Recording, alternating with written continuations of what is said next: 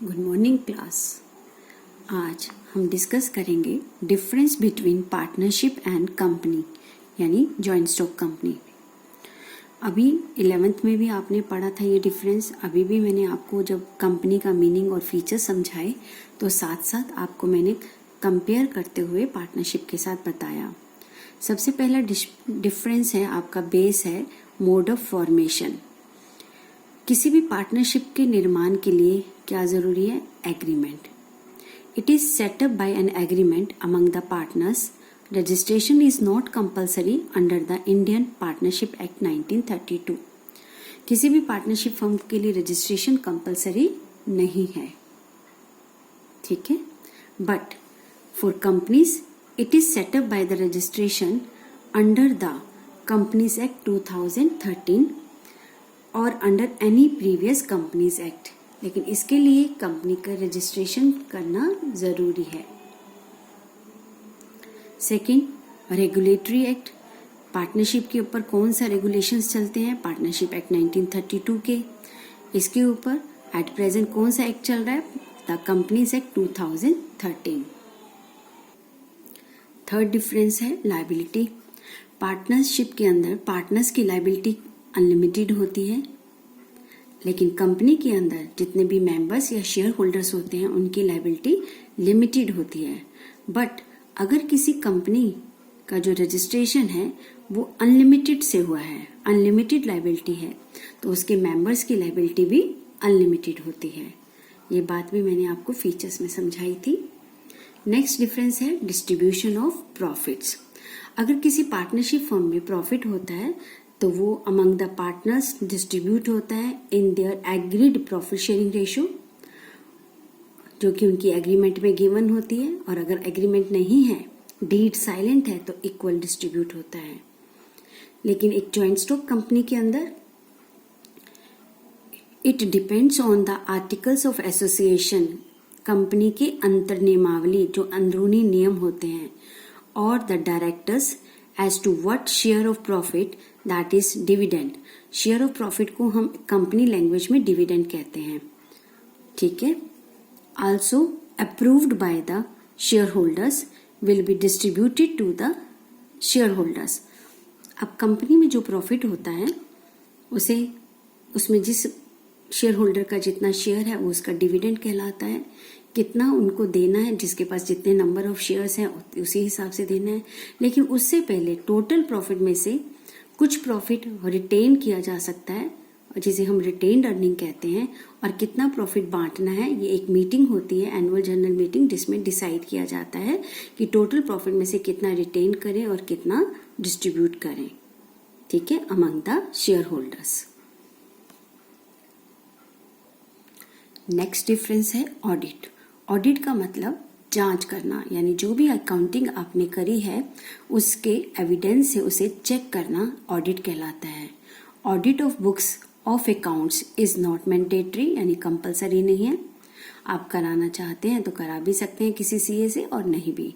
But audit of books of accounts is mandatory, it is compulsory for the companies accounting. Management. Partnership के अंदर कौन manage करता है? Some time if the size of a business is small तो partners खुद ही business को manage कर लेते हैं। बट अगर पार्टनरशिप बिजनेस का साइज बड़ा है तो एक मैनेजिंग टीम रखी जा सकती है। Business may be managed by all the partners or any of them acting for all. किसी भी के द्वारा भी मैनेज किया जा सकता है, जो भी होगा वो एग्रीमेंट में लिखा होता है। But business is managed by the directors who are elected by the shareholders. एक मैनेजिंग टीम द्वारा किया जाता है जिसमें डायरेक्टर, सीनियर एग्जीक्यूटिव्स जो होते हैं, सीनियर वाइस प्रेसिडेंट्स, ये सब लोग टीम मेंबर होते हैं। उनके द्वारा डिसीजन लिए जाते हैं, जिनका इलेक्शन एक शेयर होल्डर्स के द्वारा ही किया जाता है। Transfer of shares. कोई भी पार्टनरशिप बिजनेस के अंदर पार्टनर्स अपना शेयर ट्रांसफर नहीं कर सकते without the consent of other partners और विदाउट द एग्रीमेंट। बट इसमें आराम से ट्रांसफर किया जा सकता है जॉइंट स्टॉक कंपनी के अंदर, accept in case of private company normally transfer of share is not restricted, यानी आप आसानी से अपना शेयर ट्रांसफर कर सकते हैं। सिर्फ एक प्राइवेट कंपनी जो होती है उसमें शेयर ट्रांसफर नहीं किया जा सकता। Business, a partnership can carry on any business if all the partners agree. ये लोग किसी भी तरह का बिजनेस कर सकते हैं, सारे पार्टनर्स जिस चीज में सहमत हो जाते हैं। A company can carry only that business, लेकिन एक कंपनी केवल वही बिजनेस कर सकती है which is permitted by the object clause of the memorandum of association। जो दो आपके डॉक्यूमेंट्स हैं, जब कंपनी को रजिस्टर कराने जाते हैं, बहुत सारे डॉक्यूमेंट्स हैं लेकिन ये दो मेन डॉक्यूमेंट्स हैं, articles of association and memorandum of association, जिनके बारे में आपने 11th में भी पढ़ा था।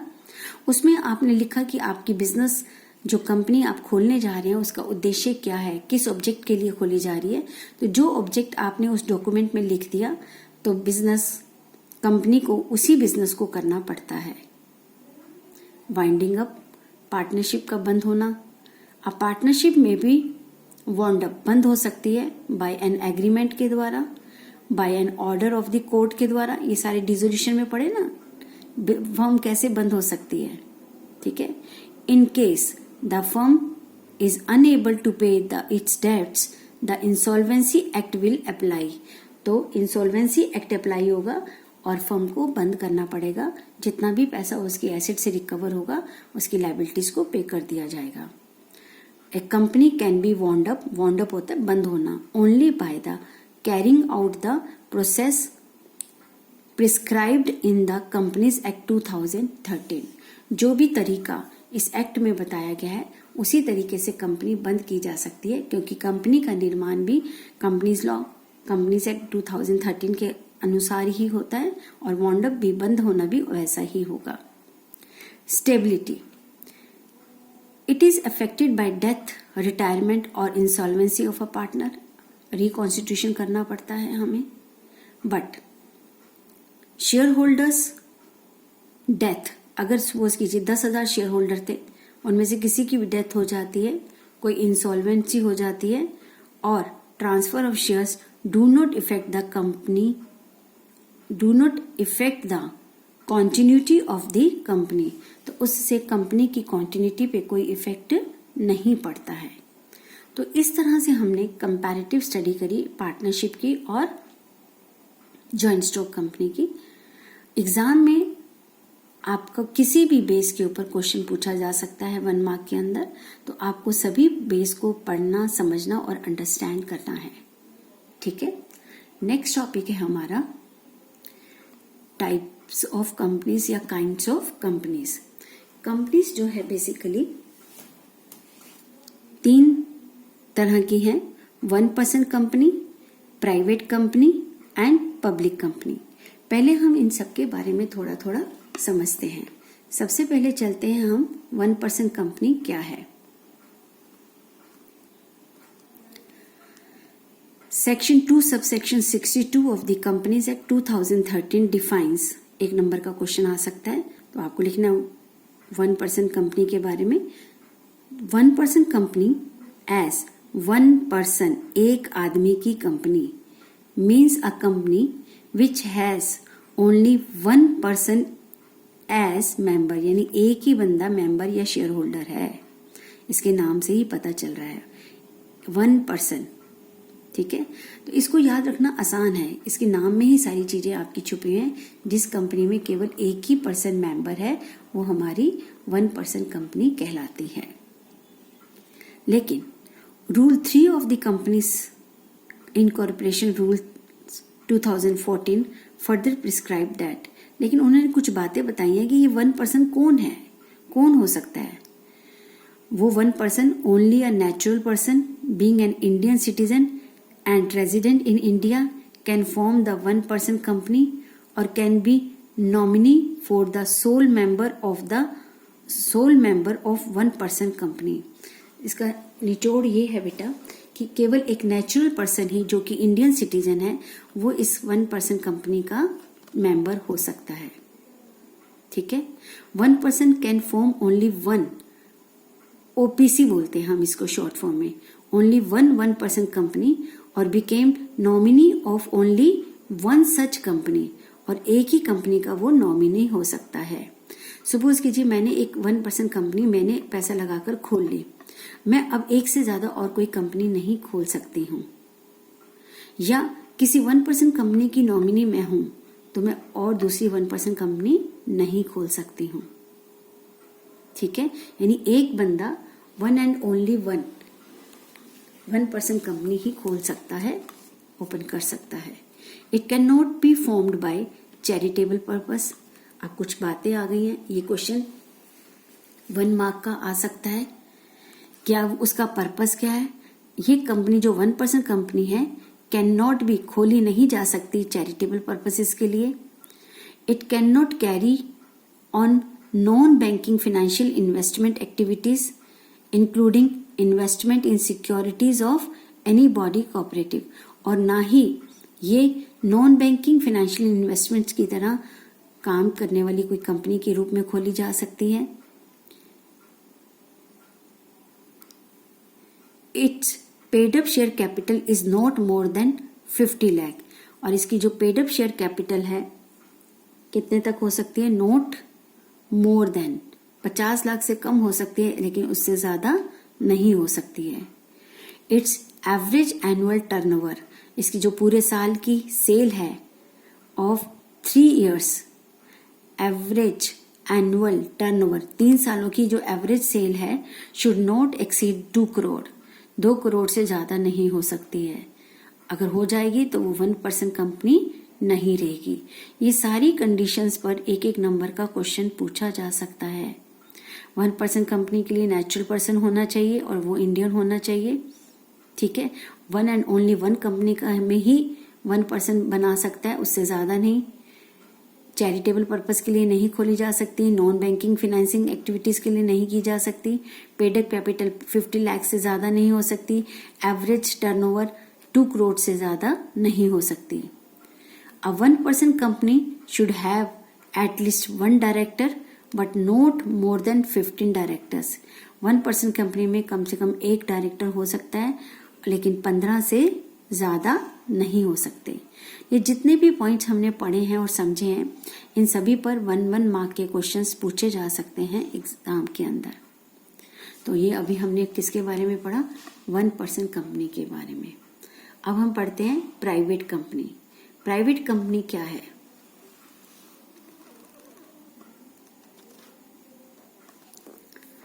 A private company is one which has a minimum paid up share capital as may be prescribed and which by its articles of association. अब कोई कंपनी प्राइवेट कंपनी है, इसके लिए कुछ शर्तें रखी गई हैं।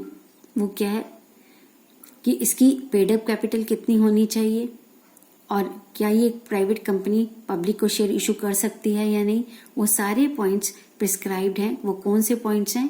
पहला, restricts the right to transfer its shares. पहली शर्त है कि कोई भी प्राइवेट कंपनी का जो शेयर होल्डर होगा वो अपने शेयर्स को ट्रांसफर नहीं कर सकता है।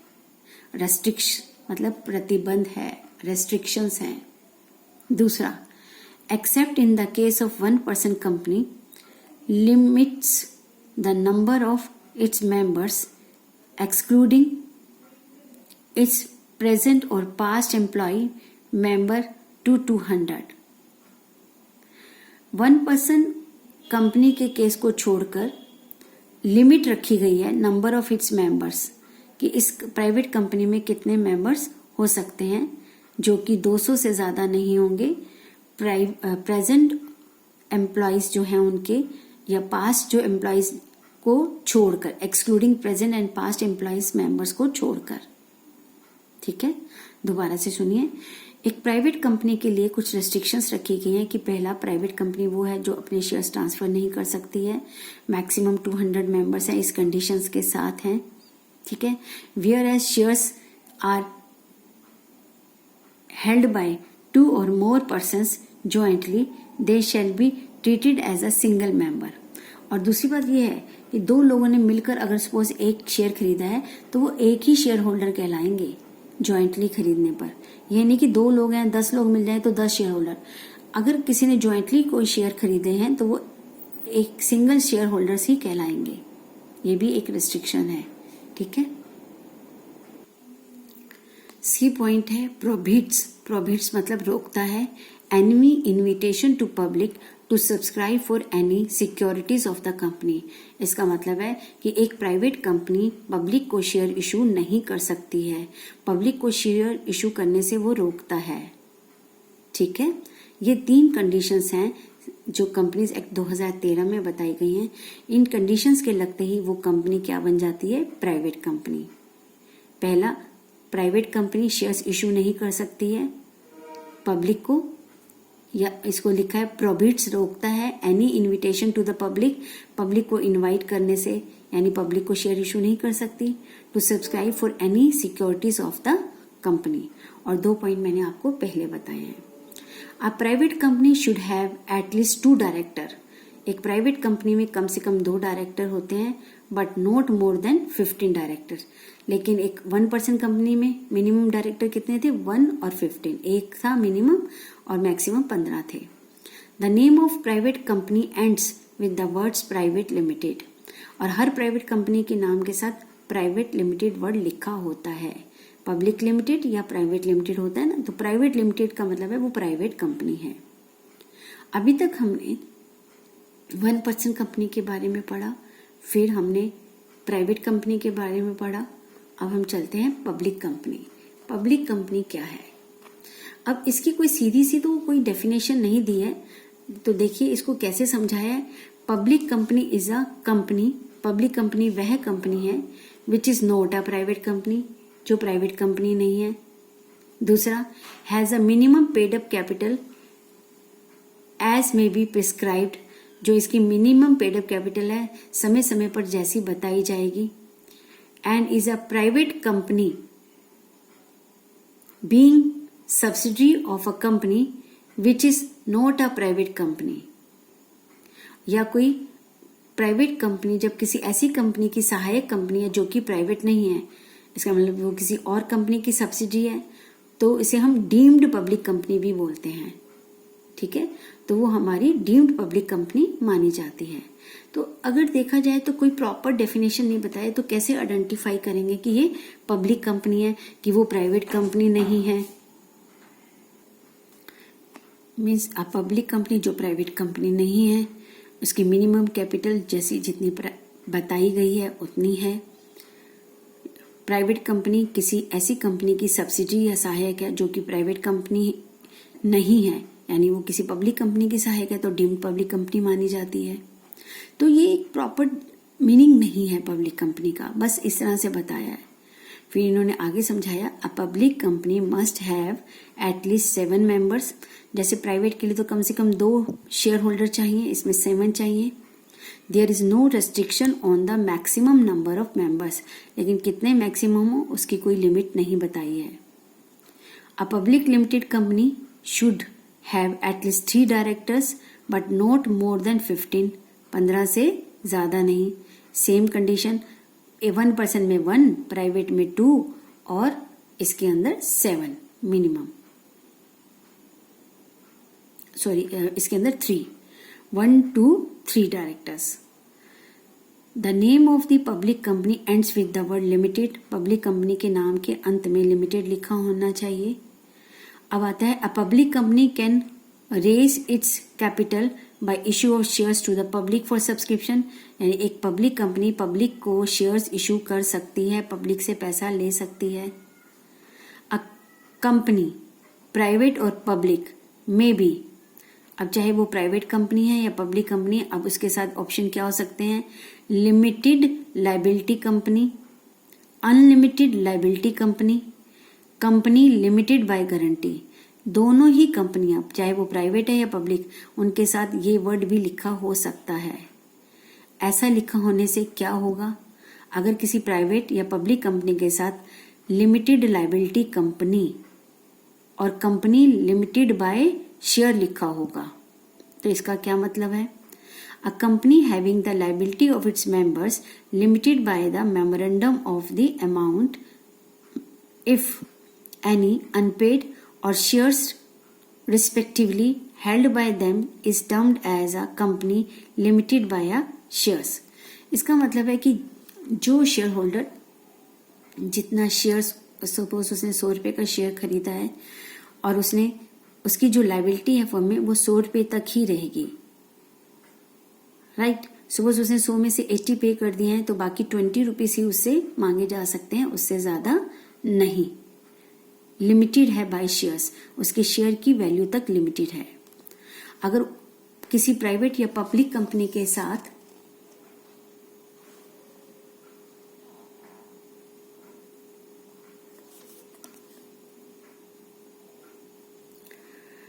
अभी मैंने आपको लिमिटेड लायबिलिटी कंपनी के बारे में बताया, लिमिटेड बाय शेयर्स के बारे में। अगला है अनलिमिटेड लायबिलिटी कंपनी।